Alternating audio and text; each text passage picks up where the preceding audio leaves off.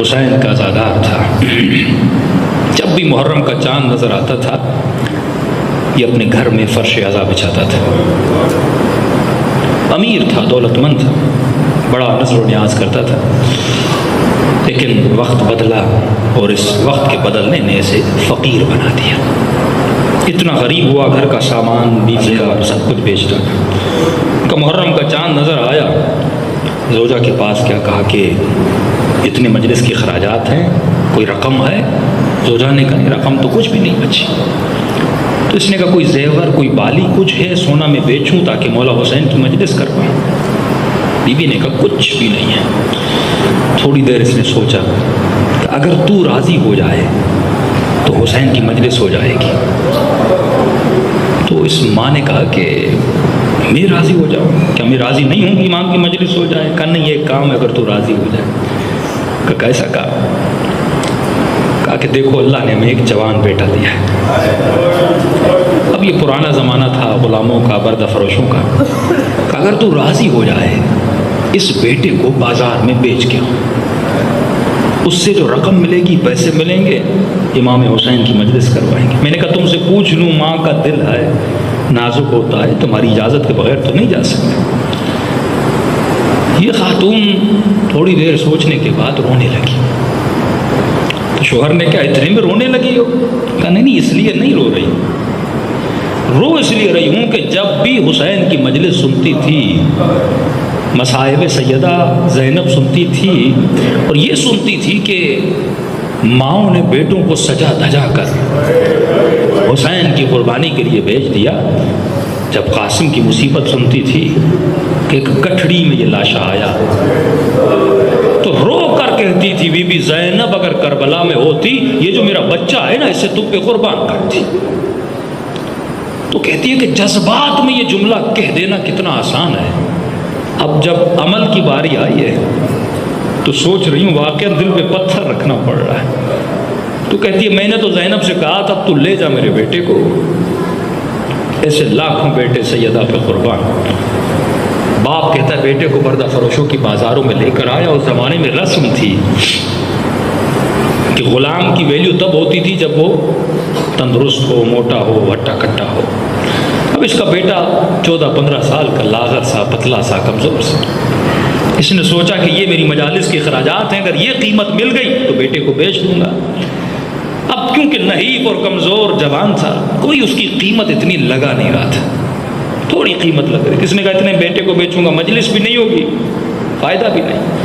اب مایوس کے عالم میں کھڑا تھا. کہا اتنے میں ایک عربی لباس میں گھوڑے سوار آیا، چہرے پہ نقاب. اس نے میرے ہاتھ پہ آ کے رقم رکھی، اور رقم جو میں نے سوچی تھی اس سے بھی کئی گنا زیادہ رقم، جس سے مجلس تو کیا میرے سارے مسائل حل ہو جائے. وہ رقم میرے ہاتھ پہ رکھی. میں نے کہا کتنے ہیں؟ کہا یہ رکھ لو، اور میرے بیٹے کو لے کر چلا گیا. کہا خوشی خوشی گھر آیا، فرش عزا بچھایا، حسین کی مجلس کروائی، نظر و نیاز کروایا. 3-4 راتیں گزر گئی. رات کو سو رہا تھا، مجھے رونے کی آواز آئی. آنکھیں کھولی تو بیوی اٹھ کے رو رہی ہے.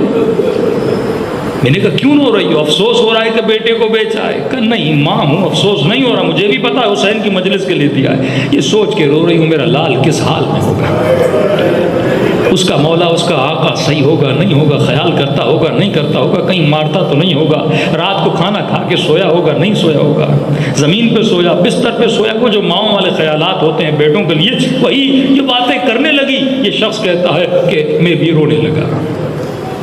بیٹے کی یاد آئی، دونوں رونے لگے. کہ اتنے میں گھر کے دروازے پر دستک ہوئی. دوڑے دوڑے گیا اور میں نے گھر کا دروازہ کھولا. شدت سے بیٹے کی یاد آئی تھی. جب دروازہ کھولا تو بیٹا سامنے تھا. کہ دوڑے دوڑے آیا اور میرے گلے لگ گیا.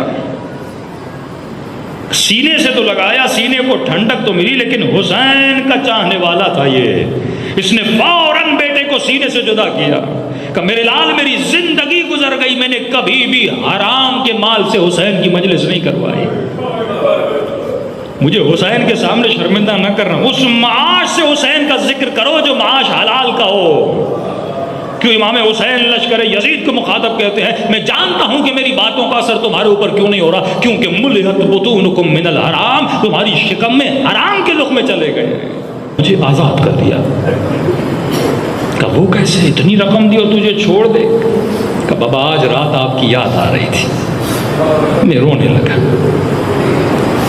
بابا 3 دن ہو گئے اس نے مجھے گھر میں ایسے رکھا جیسے اپنے بچوں کو رکھا جاتا ہے، میری ایسے خدمت کر رہے تھے جیسے باپ اپنے بچے سے پیار کرتا ہے۔ بابا آج رات جب آپ کی یاد آئی میں رونے لگا، وہ میرے پاس آئے اور کہا تو رو کیوں رہا ہے؟ کہ بابا کی یاد آئی ہے، اماں کی یاد آئی ہے۔ کہا اتنی محبت ہے ماں باپ سے؟ کہاں؟ کہا ان کو محبت ہے؟ کہاں ہے؟ کہا پھر تیرے باپ نے تجھے بیچا کیوں ہے؟ کہ مجھ سے محبت ہے لیکن حسین سے محبت زیادہ ہے۔ کون حسین؟ کہ میرا آقا تھا جو کربلا میں شہید ہو گیا، اس کی مجلس کروانی تھی، پیسے نہیں تھے، بابا نے مجھے بیچ ڈالا، اس لیے رو رہا ہوں۔ کہ اتنا کہنا تھا، اس عرب نے کہا کہ مجھ سے بہتر کون جانتا ہے کہ بیٹوں کی جدائی کا درد کیا ہوتا ہے۔ کہ جوان کھڑے ہو جا اور جا اپنے باپ کے ساتھ جا کر مل جا، میں نے تجھے آزاد کر دیا۔ کہ میں نے تعجب کے عالم میں پوچھا آپ مجھے آزاد کیوں کر رہے ہیں، اور بابا پوچھیں گے تجھے آزاد کیوں کیا، وہ میری بات کا یقین کرے یا نہ کرے، کہ میرے لال چلا جا اور میری طرف سے اپنے بابا کو سلام دینا، اور جب پوچھے کس نے آزاد کیا تو کہنا جس حسین کی مجلس رکھوائی تھی اسی حسین نے آزاد کر دیا۔ تو یہ ہے فلسفہ حیات۔